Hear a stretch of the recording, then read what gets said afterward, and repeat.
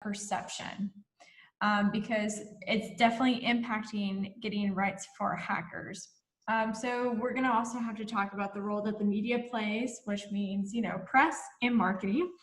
Also the role that organizations play, legislation, and then lastly, what are some next steps that we can do? So when you see a hacker, when you think of a hacker, you usually see this hooded figure like this. And then sometimes we'll get the image of this guy who has a ski mask on, and which is always very interesting to see, because now these days we totally cover our camera, but also just think of you're trying to focus really, really hard and you want to get something done and you're wearing something over your face. Can you imagine how itchy that would be? Like, that's not going to help your concentration. Anyway, but overall general, I like to showcase that hackers come in all shapes and sizes. And overall, hackers wear 3 main hats. But when I say hacker, I'm referring to white hats, the ethical hackers. In general, black hats commit malicious acts and are considered criminals, and we should probably start calling them cyber criminals and not hackers. Gray hats, well, there's too many shades to cover, but in general, there are people who are passionate about technology, finding vulns. As such, it is what made them into a hacker. Some of them didn't even know ethical hacking existed, but once discovered, their hat switch changed to a gray to a white shade.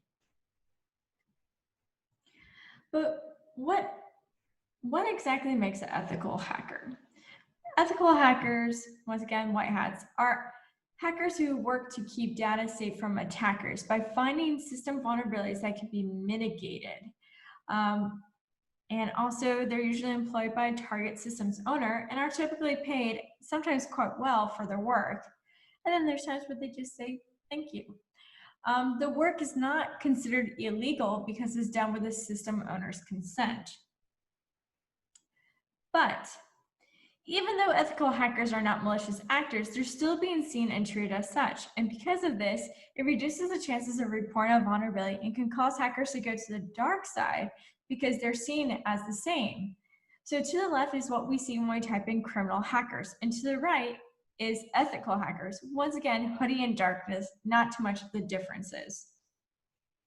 And it's not just the imagery, it's also the language used in the media, such as seen in marketing and press. Let's just say media.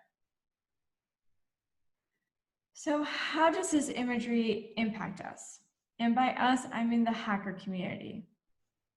Well, it's the mindset set by society, by people in the media that keep us unsafe and prevent hackers do what they do well in.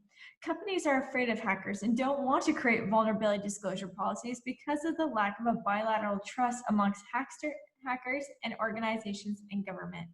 It is one of the reasons why 60% do not report vulnerabilities, and hackers are scared of the outdated laws such as CFA and DMCA. Also, from interviewing black hat hackers, or what we call malicious actors, or cyber criminals, one of the reasons they decided to move away from ethical hacking is the pay and the constant worry of being prosecuted regardless if they did something legal. This is also said similarly by those who switched from being a black hat hacker to an ethical hacker. The reason they switched was the insomnia of being arrested, because there are cases when organizations prosecute ethical hackers regardless if they were within scope. And this is why we need to focus on this.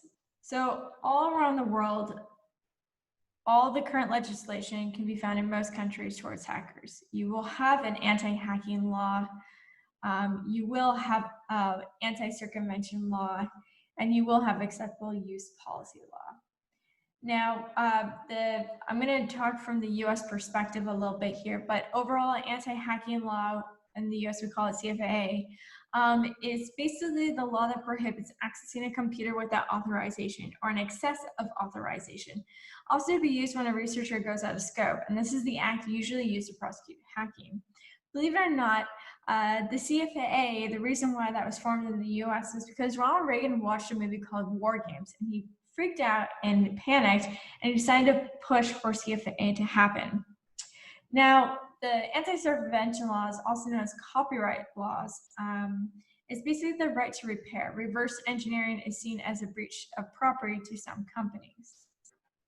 Now, how many of you guys have ever read your terms and conditions for, say, an Apple product? Well, I tried, I got really bored, and I decided to watch a movie instead.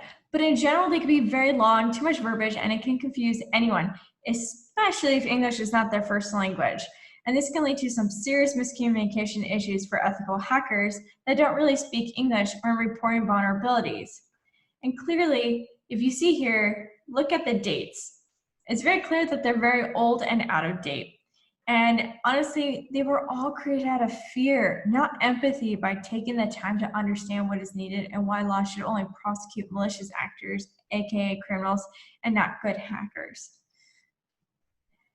With improvements to legislation, we can change the previous slide, but in order to do that, we must dive into 3 categories in which we have touched on because they work together to bring about a public change, and that includes yourself. So we need to influence the public. So in order to have rights for hackers, we need to get the public on board. In order to do so, we need to dive into these 3 categories. The press, to push for public to become aware. In other words, we need to change the language and imagery of a hacker and start using cyber criminals for those who commit unethical hacking. Overall, just really separate the 2. In order to help the press, organizations need to be on board with bilateral trust, with having vulnerability disclosure programs by showing they support hackers, the public changes their view in general. And lastly, to have organizations and public opinion to then push and motivate politicians to get on board and update the current legislation that will protect ethical hackers. But overall, we will need all 3 to be supporting hacker rights for it to become a reality. So these are the 5 needs, and overall, we need to push for awareness of ethical hackers. And in order to get there, I'm gonna need your help. The first step is this. This is a petition for anyone out there that supports ethical hackers and want to bring about a change. It's the first step that I'm working on to bring attention to this matter. It's broken down by organizations, legislators, the media, and the hacker community. And anyone can sign this who agrees with it. But it does state on here that if you're an organization, you must implement policies that clearly define what is in scope and what kind, if any, rewards, contact information. Because sometimes if we find a vulnerability, it'll take hours, sometimes days and weeks to find someone, to communicate with someone. And then at that point, we give up because it's already risky as it is. Also, communicate updates on the submission. We want to know, has it been fixed? What are the issues? If I submit you a vulnerability, I want to know what's going on. So keeping up in date is going to be very important. And the extension of a bilateral trust to include non-retribution, which is super important right now. Of course, politicians have to be on here because we need them to understand that ethical hackers are not cyber criminals. They are the everyday heroes that are protecting you from breaches. They're the ones that are on the front lines to make sure that your loved ones and yourself are protected online. So we need to support by pushing for new legislation and protective additions to current legislations that won't penalize.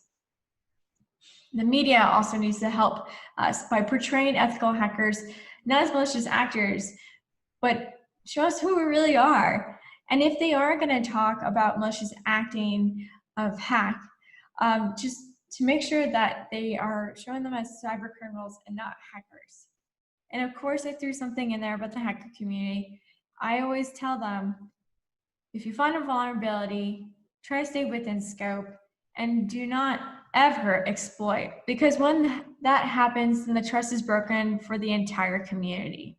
So this is a petition that we can all sign. No matter who you are, your background, you can sign this and share it with your friends and family and your colleagues. Overall, the main takeaways is we need to push for awareness, and that's pretty much it. But overall, ethical hackers deserve protection and rights because they are protecting us, and they're getting hurt because we're not doing enough to protect them and to do whatever we can to protect them. And we need to stand up. We need to state that the current imagery and language is misleading the public and it's hurting people and their lives. And we need to work together to change the public perception by updating legislation, media, and organizations. And really the first step of going forward with this is signing and sharing this petition, and of course, also sharing this talk. But I just want to remind you that the most important thing is that change starts with you and me. So I just want to say thank you for existing. I know that at this time, it's a really hard time with COVID-19 and an economic situation. But please note that no matter where you are, where you're located, I'm thankful that you exist, because we need everyone here to do something to make this place a better place for future generations and current generations. So once again, thank you for watching this talk. And if you have any questions at all, feel free to reach out to me on Twitter. It's at Chloe Moustaoui. Until then, please stay safe and do take care.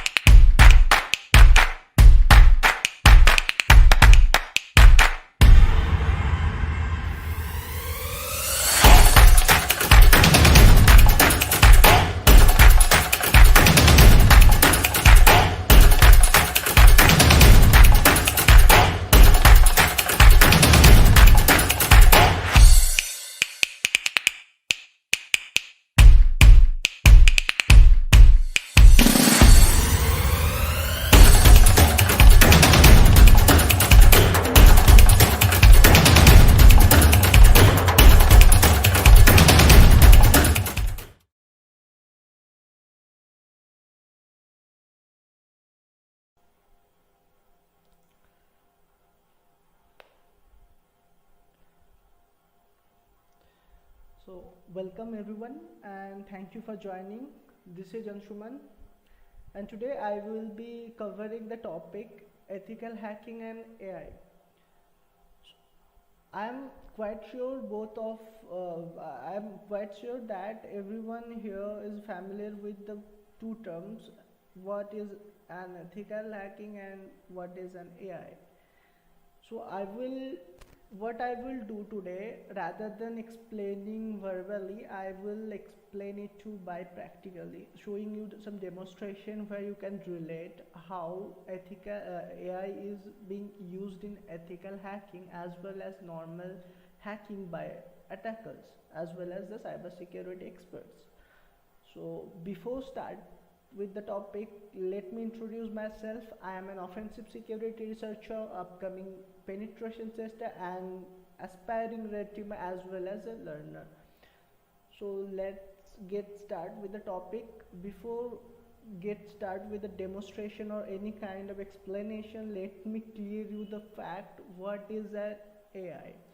I believe every one of you aware about that term because it everyday's life we directly or may not directly, it's indirectly we using this AI in various devices or maybe anywhere we're using that thing, AI. AI means artificial intelligence. So how we can describe artificial intelligence? That is any task performed by any program or a machine. If a human carried out the same activity, we would say the human had to apply intelligence to accomplish that task, right? So this here we can say the machine or the program is part of the AI. So I think it's very simple to understand what is AI.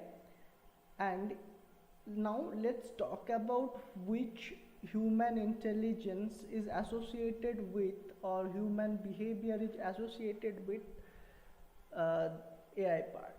That is first one, planning, learning, reasoning, problem solving, knowledge representation, motion and manipulation, etc., etc., perception as well as. So these are the things where AI is taking place, AI is coming into the picture. And now let me demonstrate you where artificial is being used in this field. Artificial intelligence really influencing every part of our daily lives.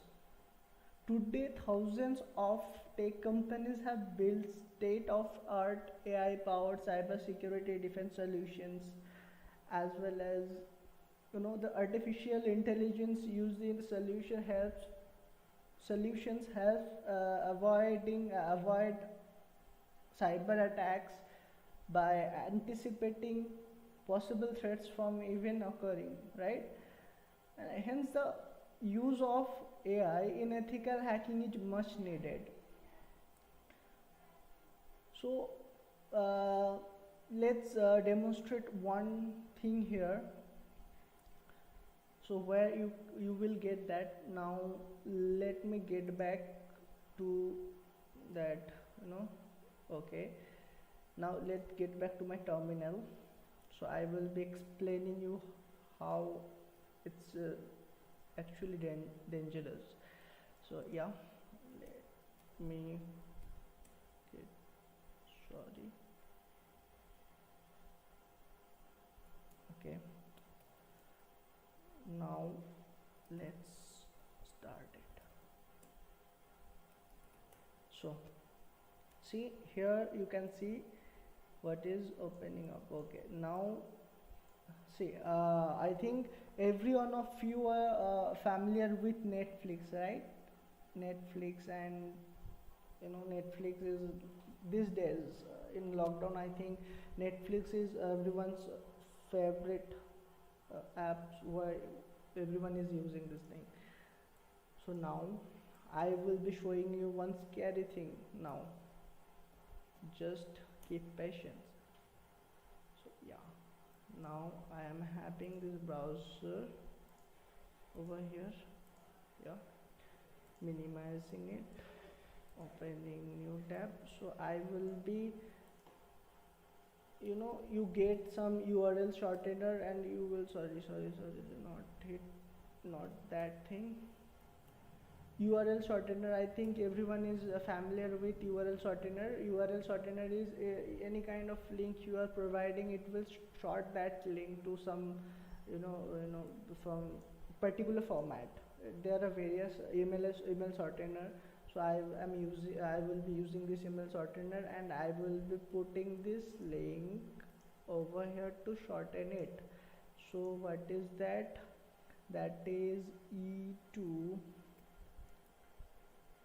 597 docc 12.ng.io. Here you can see, let's shorten it, and here you can see this thing, right? This is the shortened link of that long link. This is the long link, and this is the short link. So I will be sending it to the victim. Let's suppose I am a victim now, and I have got an offer or anything my friend has sent to me, or anyone whom I don't know, maybe from Facebook, maybe from Twitter, maybe from Instagram, or maybe from WhatsApp. I have got that link, and I am pasting it on my browser. So let's open it, what it is showing. Let's check it. Wait for a few moments. Okay, sorry, excuse me, have I, okay, wait, sorry, I think I have okay, I've messed it up. So DCC, not O, it's CC. Okay, sorry, sorry for the inconvenience. So it's now, again, it's shortened the link, and I've copied it and pasted it on. Now I'm a victim, and somewhat I have got the link, and I am pasting it on my browser to get any offer from the company, or maybe any you know, a price that is less, or I will got. Okay, again dcc12.ng .io. Yeah, is the same link, right? E2597. Okay, it's actually I'm doing it, I'm hurrying up, so it's happening. Sorry again. So yeah, now it will open.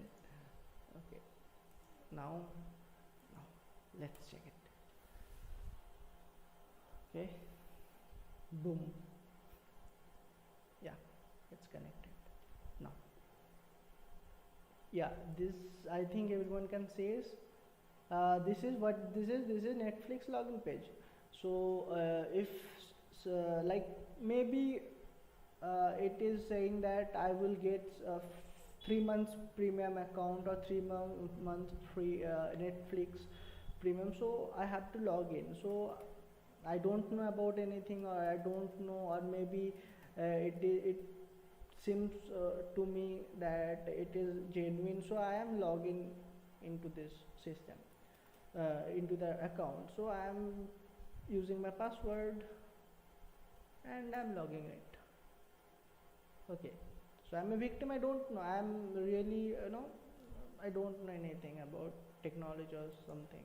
So now what it did, it actually redirects me to means genuine page, right? It redirects me to the genuine page. But notice one thing here, still I am not signing in. If you are not from technical background, you cannot detect that thing, that you are not logging in, right? And still if you are going here, you may think, that this is might be technical fault or something, so you will ignore this thing and again you will be logging in. But what just happened in the background, let's check. See here the horrible part. I am before being a victim, I was an attacker, and I implemented that link and I sent it to someone, and he filled his credentials and passwords, and I have got it now. Isn't it scary? Isn't it? You think, you cannot think of, because nothing happened to you, no one, nothing, no harm to your system, or nothing happened to your system, no pop-ups, nothing. But what you just did, you did send the password and your username of Netflix account to some hacker, right? So now let me explain to you what just happened here. Actually, this is the link. Actually, this attacks is known as phishing attack.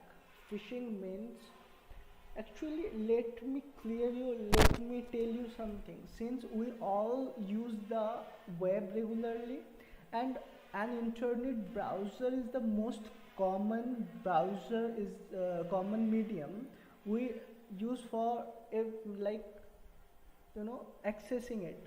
And because of the malicious nature and cyber crooks or ethical hack, no, sorry, I mean hacker or attacker have found several mechanisms to deceive innocent and unsuspecting user into delivering sensitive information by phishing, like this what I have did now, right?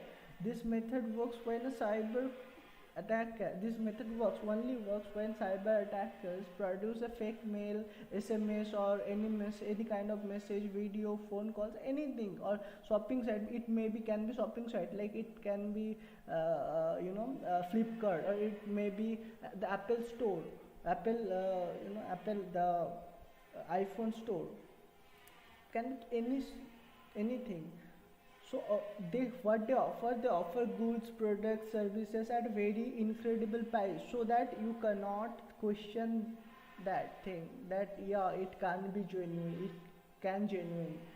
So you just, what you do, just you enter your credit card or your information or personal information, sensitive data like the username, password, what I did right now or right before, and then the innocent buyer never gets the product. But the innocent buyer never gets the product, but it was not the site where you they sell product. It was to just to, you know, to fish you. That's why. And your password, your credit card details, each and everything has, the attacker has everything of yours, sensitive information. Now, what cyber security professionals, this like how attackers are like using AI here. So AI is nothing but like, see, here is the sites of 32 sites. 32 sites here, like 32 sites means, everything, each and every sites, they can clone their sites, and in background they are just they are tricking people to enter their details. So all is happening by AI technology or automating things in background. So if we can manually, even phishing attack can be done in manually as well. How? Let me show you few example here, so you can see here. Okay, now I am opening here facebook.com.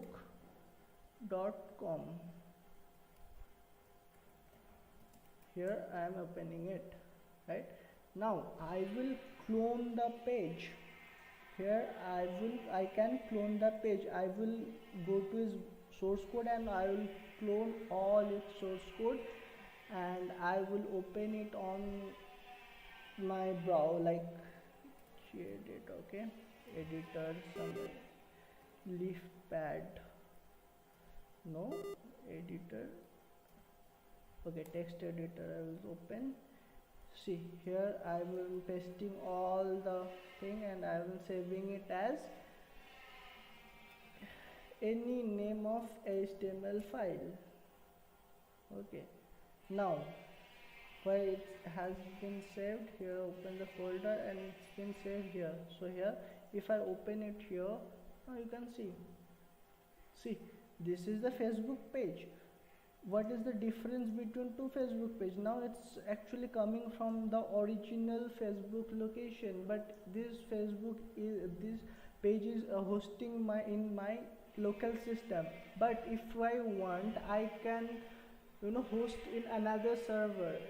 I will buy my own server and I will host from there, and I will manipulate those things.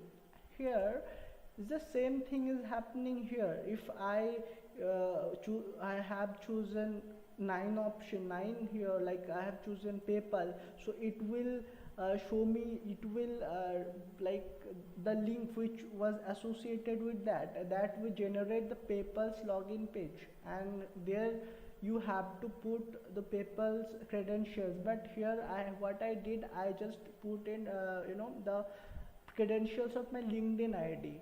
So that's the same thing. So these all things are associated with that. Rather than that, I have got the victim's IP address, victim location. Yeah, I am from Kolkata, so it's showing my who is my service provider, and such scary things you will get from here. So this is the things which attackers are using now. Okay, you are scary enough, I can understand, but let me tell you, should I close this? Yeah, okay, now closing this. Okay, now let me tell you how you can what actually now I will discuss the role of cybersecurity professionals or cybersecurity researcher who are like dedicating their time to protect this and using AI. So they have regarded artificial intelligence as countermeasures to this method of hacking. AI powered web browser or based firewall. So uh, we can get web browser firewall which is intended to detect the uh, phishing pages, like the fake pages. They can easily detect and warn you so that